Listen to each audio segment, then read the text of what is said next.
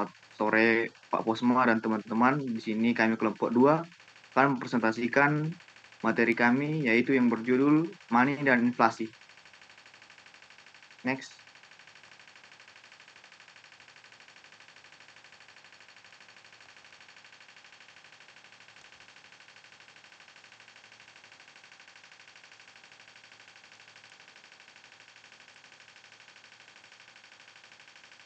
Baik, yang pertama di sini ada definisi uang. Uang digunakan sebagai alat pertukaran dalam transaksi ekonomi. Uang sebagai medium pertukaran, pengukuran nilai, dan penyimpanan nilai merupakan aspek penting dalam aktivitas ekonomi. Next.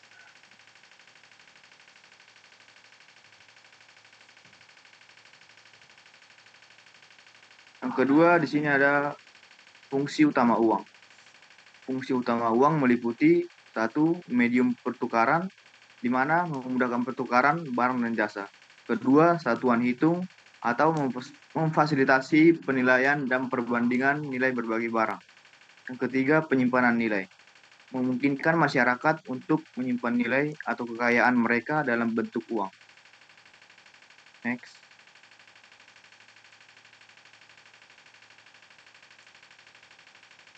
Yang ketiga, ada tipe-tipe uang. Uang yang tidak memiliki nilai intrinsik disebut uang fiat karena ditetapkan sebagai uang oleh keputusan pemerintah atau fiat. Uang fiat adalah norma di sebagian besar negara hari ini, tapi sebagian besar masyarakat di masa lalu telah menggunakan komunitas dengan beberapa nilai intrinsik untuk uang. Jenis uang ini disebut sebagai uang komunitas. Contoh yang paling luas adalah emas. Ketika orang menggunakan emas sebagai uang atau menggunakan kertas yang ditukarkan dengan emas. Perekonomian dikatakan menggunakan standar emas. Emas adalah sebuah bentuk-bentuk uang komunitas karena dapat digunakan berbagai keperluan perhiasan, tambalan gigi, dan sebagainya serta untuk transaksi.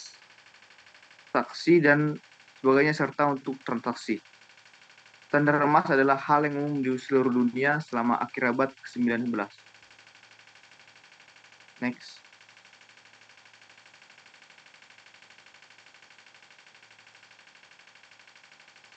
Baik, yang di sini ada lagi bagaimana jumlah uang dikendalikan. Jumlah uang tersedia dalam suatu perekonomian disebut jumlah uang yang beredar dalam sistem uang komunitas. Jumlah uang beredar adalah jumlah komunitas itu. Dalam ekonomi yang menggunakan uang fiat, seperti kebanyakan ekonomi hari ini, pemerintah mengontrol pasukan uang, pembatasan hukum memberikan pemerintah monopoli pencetakan uang. Sama seperti tingkat pajak dan tingkat pembelian pemerintah merupakan instrumen kebijakan pemerintah, begitu juga dengan jumlah uang. Kontrol pemerintah adalah jumlah uang pasukan uang disebut kebijakan moneter. Di Amerika Serikat dan banyak negara lain, kebijakan moneter didelegasikan kepada lembaga yang sebagian independen yang disebut Bank Sentral. Bank Sentral Amerika Serikat adalah Federal Reserve, sering disebut Fed. Jika Anda melihat pada uang kertas dolar Amerika Serikat, Anda akan melihat bahwa uang kertas itu disebut Federal Reserve Note. Keputusan mengenai kebijakan moneter dibuat oleh Komite Pasar Terbuka Federal atau FOMC. Komite ini terdiri dari anggota Dewan Federal Reserve yang ditunjuk oleh Presiden dan dikonfirmasi oleh Kongres bersama dengan Presiden Federal Reserve Bank. Komite Pasar Terbuka Federal bertemu setiap 6 minggu sekali untuk membahas kebijakan moneter.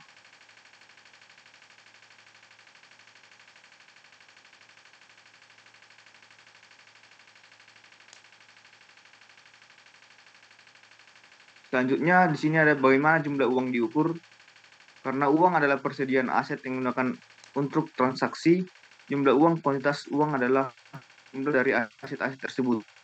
Dalam ekonomi sederhana, kuantitas ini mudah diukur di berbagai tawaran perang. Jumlah uang adalah jumlah rokok di kam. Namun bagaimana kita dapat mengukur kuantitas uang dalam perekonomian yang lebih kompleks? Jawabannya Jawabannya tidak jelas, karena tidak ada satu aset pun yang digunakan untuk semua transaksi. Orang dapat menggunakan berbagai aset, seperti uang tunai, di dompet, atau deposito di rekening giro, untuk melakukan transaksi. Meskipun beberapa aset lebih nyaman daripada yang lain, aset yang paling jelas untuk dimasukkan dalam jumlah uang adalah mata uang, jumlah uang kertas, dan koin yang beredar. Sebagian besar transaksi sehari-hari menggunakan mata uang sebagai alat tukar.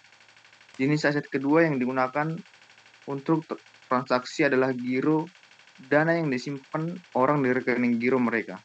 Jika sebagian besar penjual menerima cek pribadi, aset dalam rekening giro hampir sama nyamannya dengan mata uang.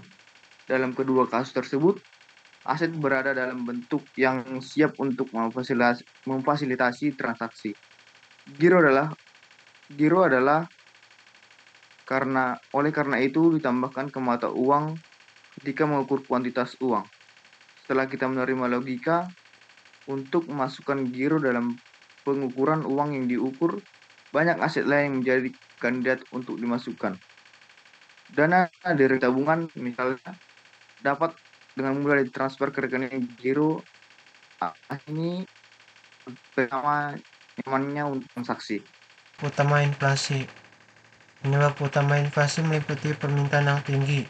Jika permintaan masyarakat akan barang dan jasa melebihi penawaran yang tersedia, harga cenderung naik. Biaya produksi. Kenaikan biaya produksi seperti upah dan bahan baku dapat mendorong kenaikan harga. Faktor eksternal. Perubahan dalam kondisi ekonomi global atau kebijakan pemerintah dapat mempengaruhi tingkat inflasi. Penanganan inflasi. Penanganan inflasi melibatkan kebijakan moneter dan fiskal. Pemerintah bank sentral dapat menggunakan alat-alat seperti suku bunga dan cadangan bank untuk mengendalikan inflasi.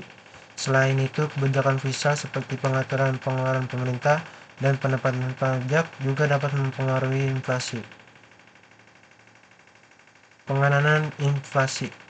Dua tingkat suku bunga real dan nominal. Misalkan Anda menyimpan tabungan Anda di rekening bank yang membayar bunga 8% per tahun. Tahun depan Anda menarik tabungan Anda dan bunga yang terakumulasi.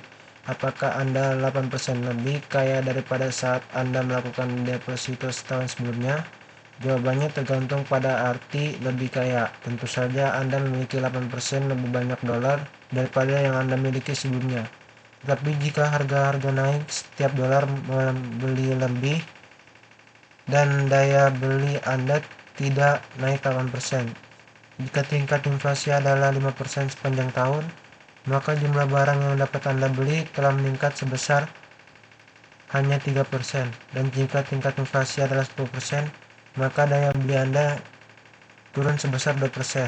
Suku bunga yang dibayarkan bank disebut suku bunga nominal, dan peningkatan daya beli Anda disebut suku bunga real.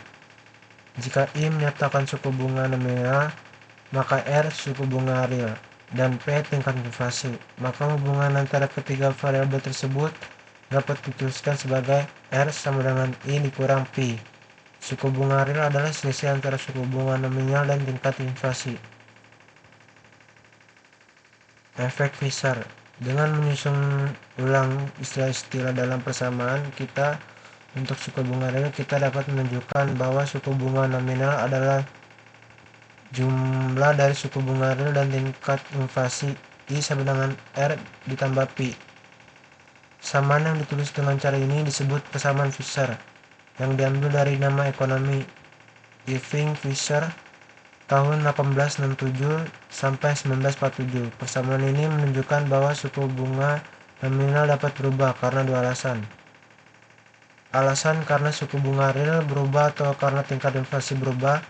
Persamaan Fisher kemudian memberitahu kita untuk menambahkan tingkat bunga real dan tingkat inflasi secara bersama-sama untuk menentukan tingkat bunga nominal. Lanjutnya nominal teori kuantitas dan persamaan Fisher secara bersama-sama menjelaskan bagaimana pertumbuhan uang mempengaruhi suku bunga nominal. Menurut teori kuantitas, peningkatan dalam tingkat pertumbuhan yang sebesar 1% menyebabkan kenaikan 1% dalam tingkat inflasi. Menurut persamaan Fisher, kenaikan 1% dalam tingkat inflasi pada gilirannya menyebabkan kenaikan 1% pada tingkat suku bunga nominal. Hubungan 1:1 antara tingkat inflasi dan tingkat suku bunga nominal disebut efek Fisher. Satu manfaat dari inflasi. Beberapa ekonom percaya bahwa sedikit inflasi, katakanlah 2 atau 3% per tahun, bisa menjadi hal yang baik. Argumen untuk inflasi moderat dimulai dengan pengamatan bahwa pemotongan jarang terjadi. Perusahaan enggan untuk memotong upah nominal pekerjanya, dan para pekerja enggan menerima potongan tersebut. Pemotongan upah sebesar 2% di dunia tanpa inflasi secara real sama dengan kenaikan gaji sebesar 3% dengan inflasi 5%. Inflasi, tetapi para pekerja tidak selalu melihatnya seperti itu. Pemotongan upah sebesar 2% mungkin terlihat seperti penghinaan, sedangkan kenaikan gaji 3% bagaimanapun juga tetaplah kenaikan gaji empiris. Studi empiris mengkonfirmasi bahwa upah nominal jalan turun. Temuan ini menunjukkan bahwa beberapa inflasi dapat membuat pasar tenaga kerja bekerja lebih baik. Penawaran dan permintaan untuk berbagai jenis tenaga kerja selalu berubah. Kadang-kadang peningkatan penawaran atau penurunan permintaan menyebabkan penurunan upah real keseimbangan untuk sekelompok pekerja. Jika upah nominal tidak dapat dipotong, maka satu-satunya cara untuk memotong upah real adalah dengan membiarkan inflasi melakukan tugasnya. Tanpa inflasi, upah real akan terjebak di atas tingkat keseimbangan yang mengakibatkan pengangguran yang lebih tinggi. Kesadaran dan edukasi. Kesadaran akan inflasi dan pengelolaan keuangan pribadi secara bijaksana sangat penting. Pendidikan publik dan kesadaran konsumen tentang inflasi dapat membantu masyarakat dalam mengelola keuangan mereka. Selain itu, edukasi tentang inflasi juga harus mencakup pendekatan kewirausahaan, di mana pengusaha memainkan peran penting dalam menghadapi inflasi melalui kreativitas, efisiensi, dan inovasi.